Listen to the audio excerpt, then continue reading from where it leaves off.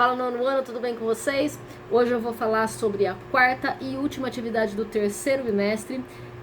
Nós já falamos sobre genética, sobre transmissão das características dos pais para os seus descendentes. Nós falamos sobre evolução, as teorias evolucionistas, seleção natural, e hoje nós vamos falar um pouco sobre filogenia. Filogenia é a parte da biologia que vai estudar o parentesco entre as espécies. Então, estudar o quão próximo nós estamos ou não de determinadas espécies. Por exemplo, né, nós humanos estamos muito mais próximos dos outros macacos, evolutivamente falando, né, biologicamente falando, do que dos cachorros. Porém, estamos mais próximos dos cachorros do que dos ornitorrincos. E estamos mais próximos dos ornitorrincos do que das plantas, porque somos todos mamíferos, né? Mesmo o ornitorrinco que bota ovo. Então, como é que eles fazem, né, para saber disso, né? A primeira coisa que a gente tem que ter noção é de classificação. A gente tem mania de classificar, né? Então, por exemplo, algumas pessoas mais doidas podem, por exemplo, separar suas roupas nos armários por cores. Eu vou colocar tudo que é vermelho pra cá, aí eu vou colocar no arco-íris, né? Vermelho, laranja, amarelo e vou indo até o azul. Depois eu ponho preto, ou branco, sei lá o que. Isso é um tipo de classificação. Biblioteca tem classificação. Você vai na seção de livros teóricos, né, de estudos, ou você vai na seção literária, você vai na seção infanto-juvenil, ou na seção adulta, ou na seção infantil. Eu quero um livro literário, tem classificado em estrangeiros e brasileiros, ou se não eu classifico por gêneros literários. Eu quero um livro de ação, eu quero um livro de ficção, eu quero um livro de suspense. Isso tudo é classificação. O que a gente usa para classificar? Características sobre aquela coisa que a gente está classificando. No caso, livros, né? No caso, histórias. Estamos classificando histórias. E é claro que o ser humano classificou os seres vivos também. Muito antigamente a gente tinha 3 reinos: animal, vegetal e mineral, né? O mineral não é ser vivo, né? São as rochas, os metais, tal. E entre os seres vivos nós temos animais e vegetais. Mexeu é bicho, não mexeu é planta. Pronto, acabou. O que eu usei para essa classificação? Eu usei uma característica, movimento, né? Mexeu é bicho, não mexeu é planta. Claro que depois eles foram ver, mas, né, tá difícil aqui, peraí, aí acharam um cogumelo. E o que esse cogumelo é? As outras são tudo verde. Isso aqui não é verde, como é que eu faço, né? Então, com o passar do tempo e com novas técnicas, com novos mecanismos, que conseguiu ver células, que conseguiu ver funcionamento dos organismos, né? Que as plantas produzem seu próprio alimento, os fungos não, e tudo mais. E aí foram criando-se outras classificações, até que a gente criou 5 grandes reinos dos seres vivos, né? O reino das bactérias, dos protozoários, dos fungos, das plantas e dos animais, assim para ficar simprão, né? E aí a gente decidiu que então nas bactérias são os seres simples, que as células não têm núcleo e que eles têm uma célula só, né? Os protozoários têm uma célula só, mas já tem núcleo, né? Os fungos, eles podem ter uma célula ou muitas células, mas a questão é que eles não produzem o próprio alimento e que eles têm uma parede celular de quitina. Em volta das células deles tem uma camadinha de uma proteína chamada quitina. Então eles são fungos. Eles se alimentam jogando substância no meio para digerir a coisa e depois engole o que foi, né? Põe para dentro da sua célula, absorve o que já está digerido. As plantas produzem seu próprio alimento, né, através da fotossíntese. Os animais, eles respondem a estímulos do ambiente mais rápido, eles ingerem o alimento, né, colocam o alimento dentro da célula para digerir lá dentro, enfim. Então foi-se feita essa classificação. Vejam que por certas características. Num geral, quando a gente pede para classificar coisas, né, a gente vai classificar pelos formatos, que é a primeira coisa que a gente vê. Isso foi feito, por exemplo, na Grécia Antiga, né, tal, e tem uns certos problemas, porque se eu tem aqui, né, como agrupar as espécies, uma parte aqui, né? Se eu agrupar pelo morfológico, que é a forma, eu vou fazer como os gregos fizeram, que agrupou golfinho e baleia junto com peixe. Era tudo peixe, né? Então, às vezes, você vê o signo de peixes sendo representado por 2 golfinhos. Aí você fala, oi? Né? Por quê? Porque para eles classificavam pelo formato, pela forma. Então tem barbatana, tem aquele formato de peixe, né? E tá na água, é peixe, é tudo peixe, né?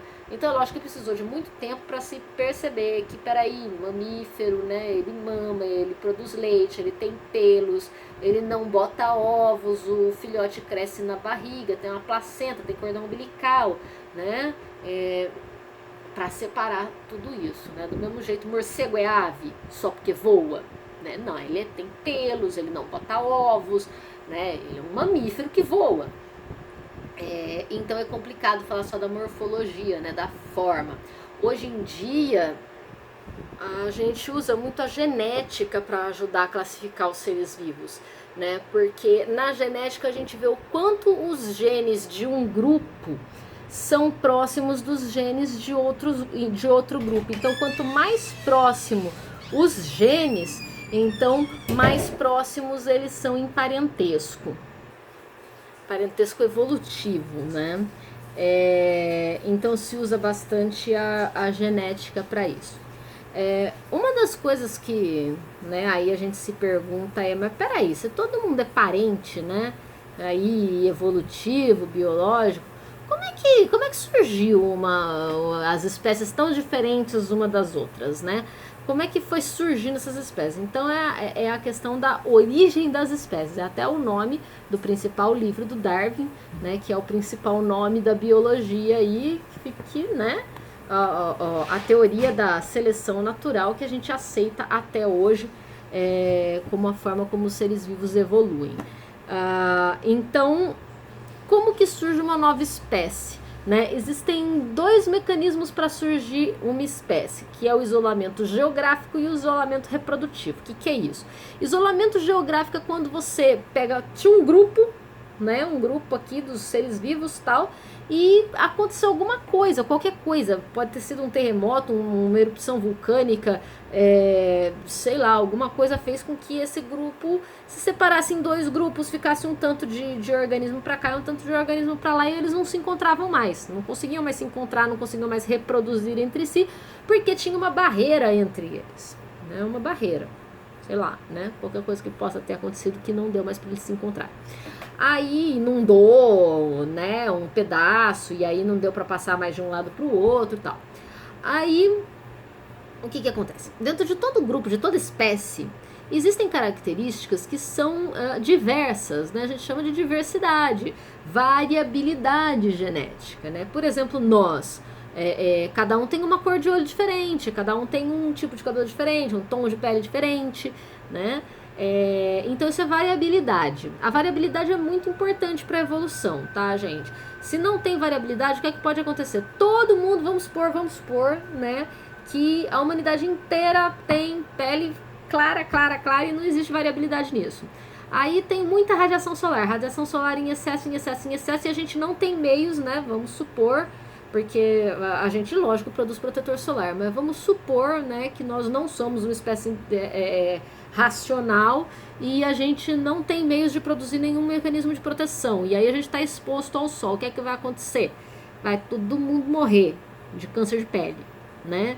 Porque não tem um único que tenha uma corzinha a mais, né? E vamos morrer jovens, deixando poucos descendentes. O que acontece com a variabilidade? Tem um que é um pouco mais, a pele um pouco mais escura, ele vai levar uma vantagem e vai ter alguns filhinhos a mais que vão levar essa pele mais escura adiante, e até isso ir se espalhando pela população, né? É por isso que a variabilidade é tão importante. Vamos supor aqui que nessa população, vamos falar de aves para ficar fácil, né? Que o Darwin estudou aves, então vamos ficar fácil com aves. Tá uma população de aves, é uma espécie só. E aí, nessa espécie tem uma variabilidade que algumas têm o bico mais comprido, outras têm o bico mais curto. E todas se dão bem, porque ali tem semente, tem frutinha, tem bichinho, tem um monte de coisa para comer.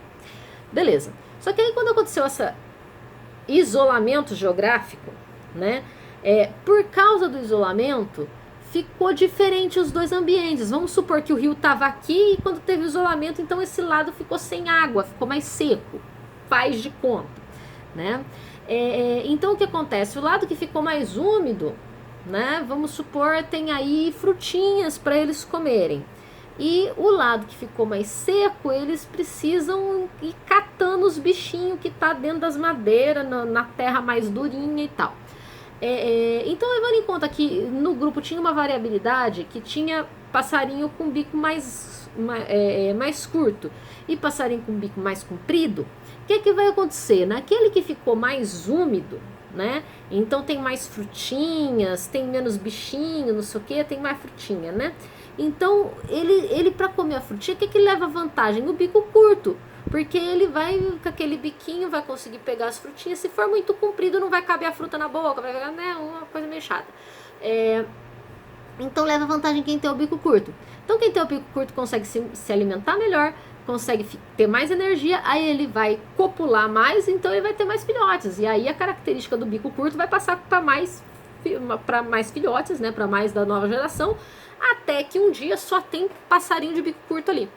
Do outro lado, ao contrário, né, o bico curto não consegue pegar os bichinhos, enfiar, né, para pegar os bichinhos dentro da terra, que tá dura, dentro da madeirinha lá, tal. Então leva vantagem quem tem o bico comprido, para alcançar, né, esses bichinhos. Então quem tem o bico curto vai se alimentar pouco, vai ficar fraco, não vai conseguir ter muito, né, fraco vai copular muito, fraco, né, não, fraco vai ficar meio, hoje eu tô sem energia, eu tô com dor de cabeça, né? Fala pra parceirinha lá, pra passarinha, tô com dor de cabeça. Não, né? A passarinha, ai, tô com dor de cabeça também, deixa quieto. Então, eles têm poucos filhotes. E o que tem bico comprido, ele comeu mais, ficou com mais energia, tá mais agitadão, vai lá e tem um monte de filhote. Então, ele deixa mais descendentes com a sua característica de bico comprido. Cada vez indo de geração em geração, até que um dia só sobra bico comprido aqui. Então, desse lado ficou só bico curto, desse lado ficou só bico comprido, né? Essa é uma característica. Só que se eu for levar em consideração que estão se passando milhares e milhares e milhares de anos, aleatoriamente, outras características vão aparecendo. Aí aparece um penacho na cabeça aqui que atrai as fêmeas. Aí aparece nesse lado, em vez do penacho na cabeça, aparece um rabo maior e mais colorido. Aí nesse aqui aparece uma cor de pena diferente. Nesse aqui aparece uma outra cor de pena. Aí nesse aqui aparece um formato da garra que ajuda a segurar na árvore, sei lá da quando. Nesse aqui aparece outra coisa. E vai indo. E vai acumulando característica, acumulando característica, acumulando característica. Então esse isolamento geográfico fez com que as populações que eram a mesma espécie acumulassem muitas características diferentes um dos outros. Muitas características diferentes ao longo de milhares de anos. Aí vamos supor que alguma outra coisa aconteceu que eles conseguem se ver de novo. Será que vai reproduzir? Talvez, né? Se ainda não tiver mudança suficiente, pode ser que ele reproduza. Mas geralmente, assim, se forem milhares e milhares e milhares e milhões de anos, o que vai acontecer é que chega uma hora que tem tanta característica diferente que os genes de um grupo não reconhecem mais os genes do outro grupo. E aí eles não conseguem mais reproduzir entre si, e isso é o isolamento reprodutivo. Quando acontece o isolamento reprodutivo, eles se tornam espécies diferentes. Quando não pode mais reproduzir um com o outro, ou reproduziu, mas os seus filhotes são inférteis, ou seja, seus filhotes não podem ter filhotes. Quer dizer, tipo lobo com cachorro. O filhote do lobo com cachorro não pode ter filhotinhos quando cresce. Não tem capacidade de, porque os genes de um não reconhecem totalmente os genes do outro. Então não dá continuidade. Então o isolamento reprodutivo mostra que se tornaram espécies diferentes. É assim que as espécies surgem, né? O acúmulo, então teve um isolamento geográfico, né, que separaram eles no espaço e eles não conseguiram mais interagir.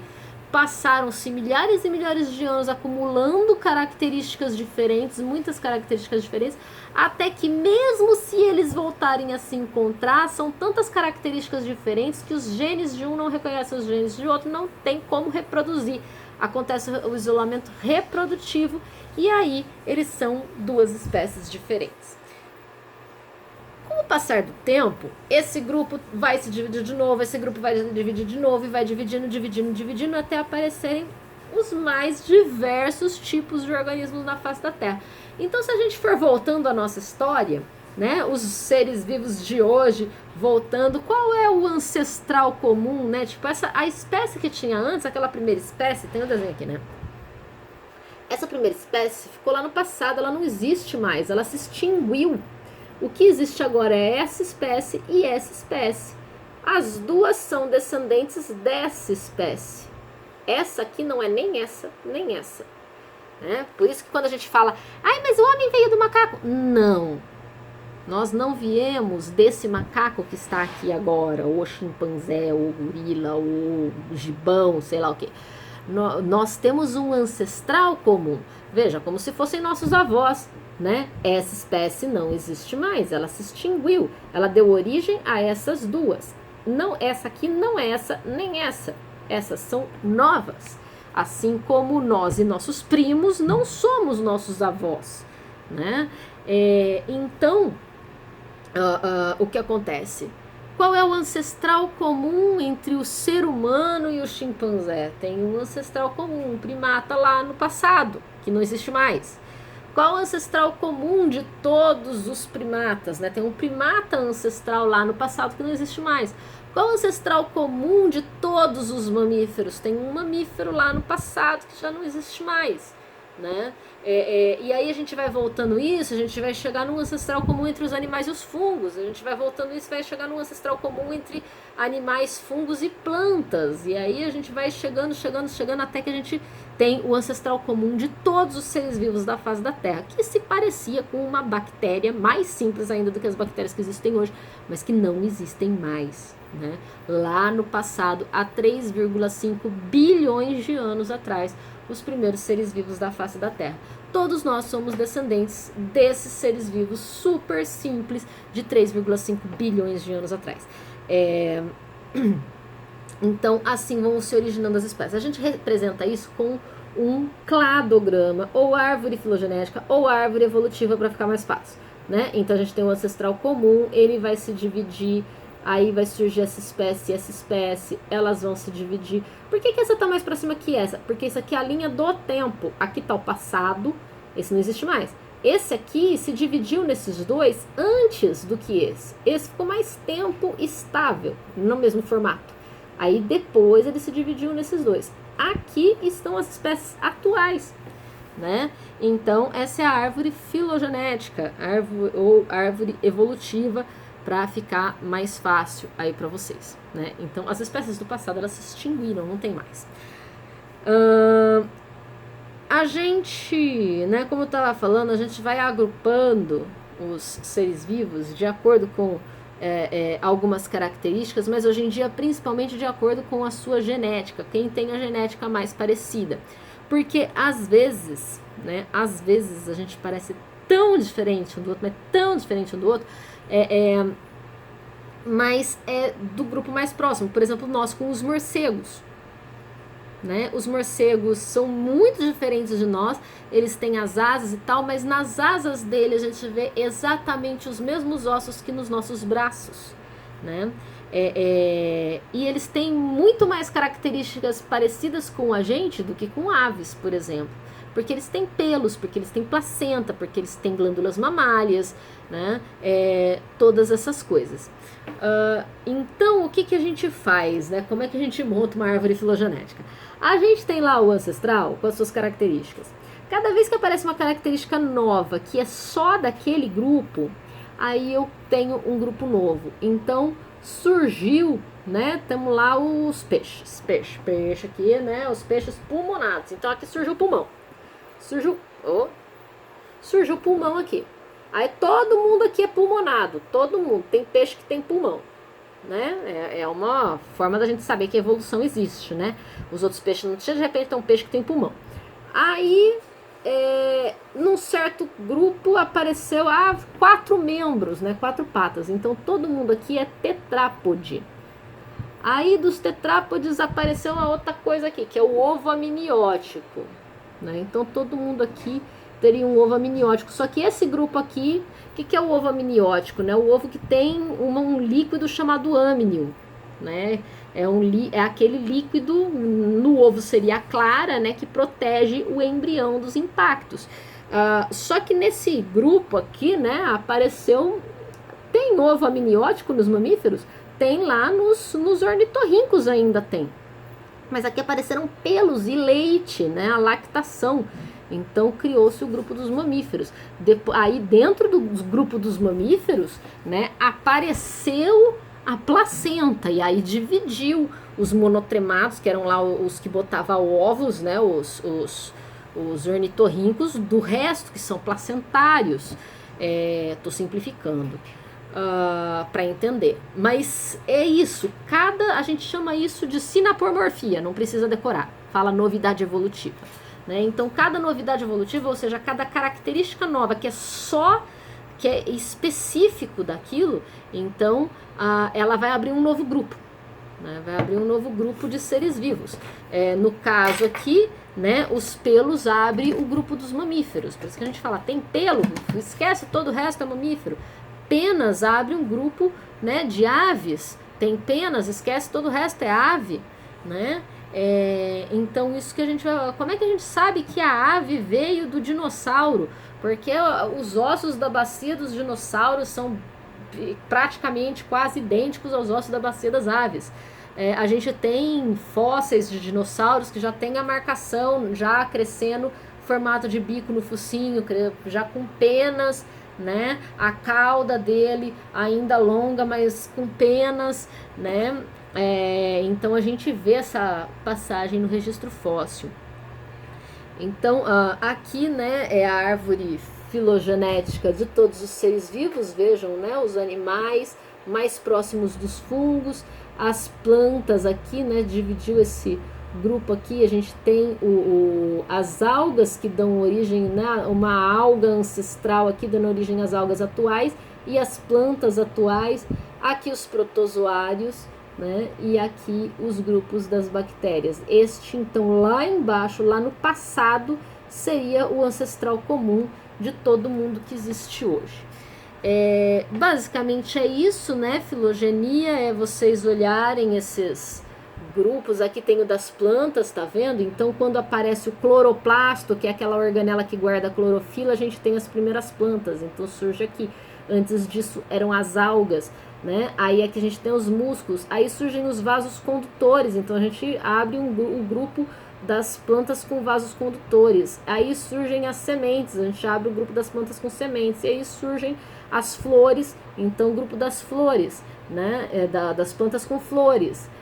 Então essas em amarelinho são as novidades evolutivas que vão surgindo aqui, abrindo novos grupos. Os grupos daqui acumulam as características daqui.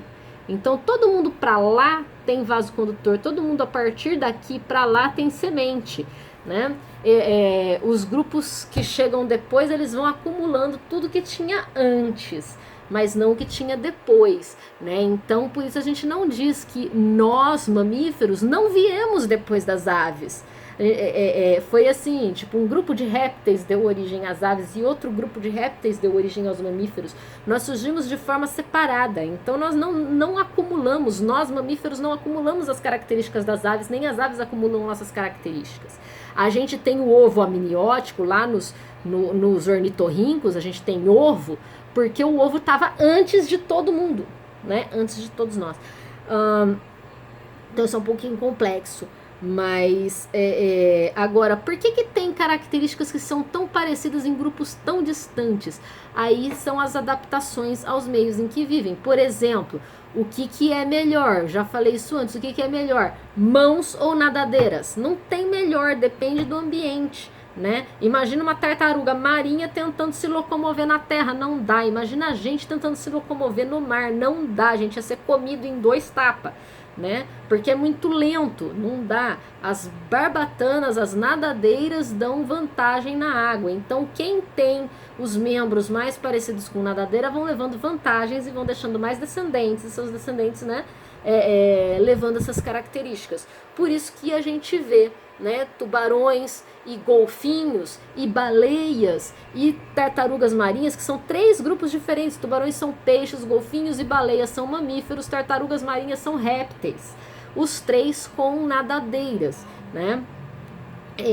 Por quê? Porque são as semelhanças daquilo que levou à vantagem naquele ambiente. A gente chama isso de convergência evolutiva, né? Convergir para uma característica ali que é vantajosa, da mesma forma que os morcegos desenvolveram asas, né? Uma convergência evolutiva com aves que nem é originário um do outro, beleza? Então, também lembrar disso. Algumas características são parecidas em grupos muito distantes, características físicas, né, parecidas em grupos muito distantes, porque é o que leva vantagem naquele ambiente, né? Então, é o que vai sendo desenvolvido. Então é isso, né, dessa última parte aqui sobre evolução, que é um assunto maravilhoso, que mostra que todos nós somos um só, né? Somos, como diz o grande sábio rei Mufasa, né? Estamos todos ligados no grande ciclo da vida, né?